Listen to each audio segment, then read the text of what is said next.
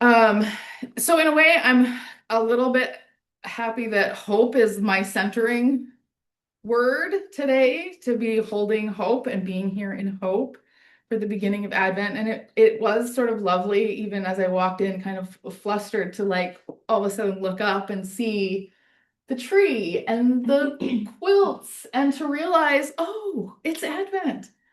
Advent started. We had kind of a soft open for Advent a couple weeks ago, and we had an Adventy text, and we talked about the light shining in the darkness. But this Sunday is it's really it. We're here, and it's good to have some people we don't usually have with us. It's lovely to see you all. And we're going to be spending the weeks of Advent during December with the Magnificat, which Amy read for us this morning. Mary's revolutionary hymn, her song called the Magnificat.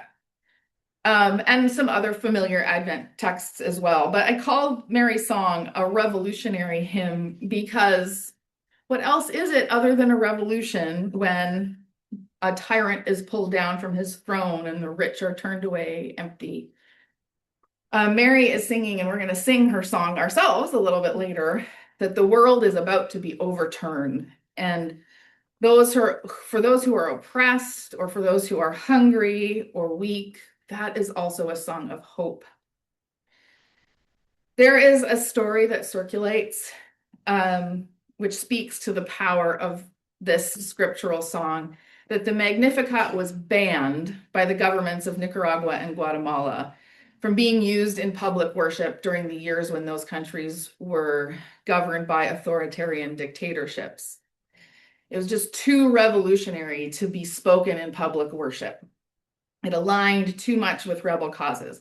I also read recently that that is not actually true, but it is definitely true that it was discouraged from use, and that it was an inspiration both to liberation theologians, that is the theology that emerged from Latin America, from workers and marginalized people, that proclaims God's preferential option for the poor. And it's true that both that theology and the Magnificat did align with those revolutionary movements in Nicaragua and El Salvador and Guatemala. And while it may not have been outright banned, at least one author that I read thinks it's probable that it was very much discouraged from use. And I could imagine that if a pastor or a preacher stood in the center, in the context of public worship, with members of our own government now, and just read from the Bible, read Mary's song from the Bible, that those words would feel like quite an indictment. Because preaching the hope of the Gospels magnifies the God who brings down the mighty and lifts up the lowly, who attends to the hungry and sends the rich away empty, who extends mercy and calls on God's people to be merciful. Very much, and I was reminded of the way Episcopal Bishop Marianne Budd stood at the inauguration worship and preached the gospel and called on Trump to be merciful. When Mary magnifies God, she is magnifying hope. Mary's song is called the Magnificat because of that first line, my soul magnifies the Lord. I wasn't listening carefully, Amy, I'll be honest, but I think the version that you read uses glorifies the Lord. My soul glorifies the Lord. But I like magnify. I like that terminology, even though I always found it a little bit curious. Like what does it mean to magnify God? Because if magnify means to make bigger, God is already the biggest possible, beyond imaginably big. But I heard it put into perspective this way, like Mary is putting God under a magnifying glass. So if you can imagine having something under a magnifying glass, it's like her song, her soul is pulling focus to God. Because even though God is the biggest thing possible, the biggest thing imaginable, beyond imagination, we can make other things bigger. We can make other things seem bigger, but Mary is pulling focus toward God, making God the center and the bright beam. When Mary magnifies God, she magnifies God's favor, God's salvation. She magnifies God's mercy from generation to generation. She magnifies the one who, since the prophets, her ancestors, sang of the one who will judge between nations and arbitrate between many peoples, who would oversee a time when they beat their swords into plowshares and their spears into pruning hooks. Mary magnifies a hope that is very different from a simple optimism.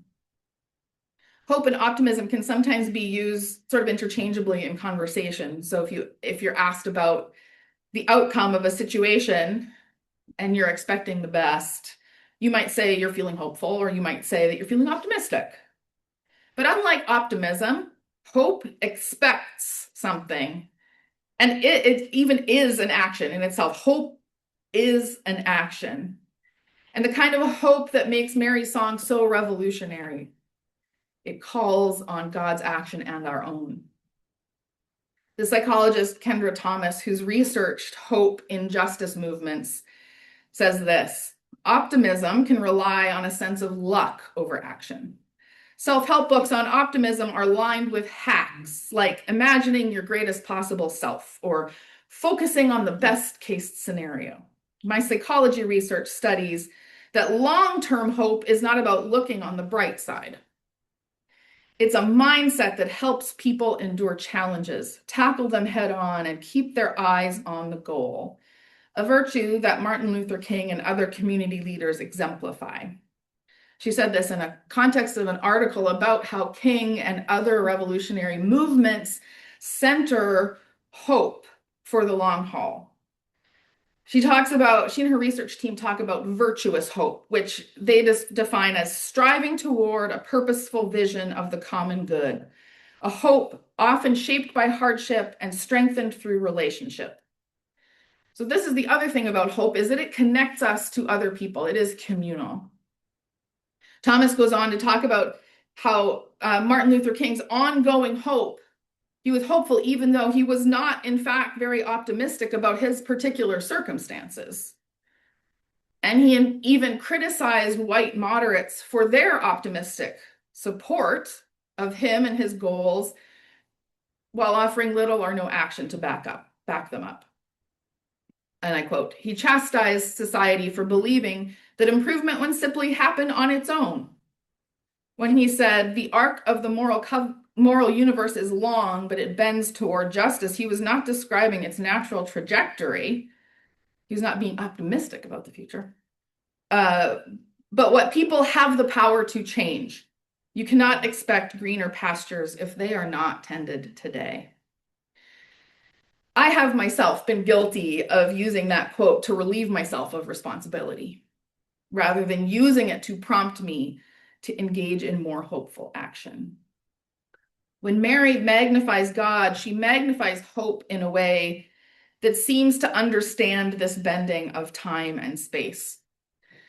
Like the prophets before her, and I talked about this when I preached on Isaiah a couple of weeks ago, Mary uses what scholars call the prophetic past. She is speaking about God's saving work in such absolute certainty that even though she has not herself experienced it yet, even though the people have not experienced it yet, it's as if it has already happened because it is so sure. Our hope is sure. We have a place in it. Joanna Herder, in her book, Expecting Emmanuel, 8 Women Who Prepared the Way, which is an Advent devotional. In that book, she notices that Mary mixes around her verb tenses while she's singing this Magnificat song. And when she's talking about God's activity in her own life and in the life of the world, this is what Joanna says. Mary uses the past tense as an indication that she does believe that there will be a fulfillment of what is spoken to her. Actually, she believes there is already a fulfillment of the promise. As she bears Jesus in her body, she lives the fact of God's past tense activity, Jesus' conception, that signals an already here, but not yet fully realized liberation period. When we speak of God, when we sing of God, think of God, I fear we often limit our verb tenses.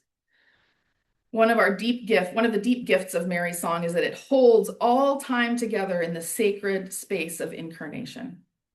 It reminds us that the mighty one, embodied in Jesus, is our beginning and our end, the Alpha and the Omega, the one who is and was and is to come. In these days of Advent, as we prepare for the coming of the Christ child, may our hearts, like Mary's, magnify our God. It's the end of Joanna's quote. But I echo her call and prayer and blessing.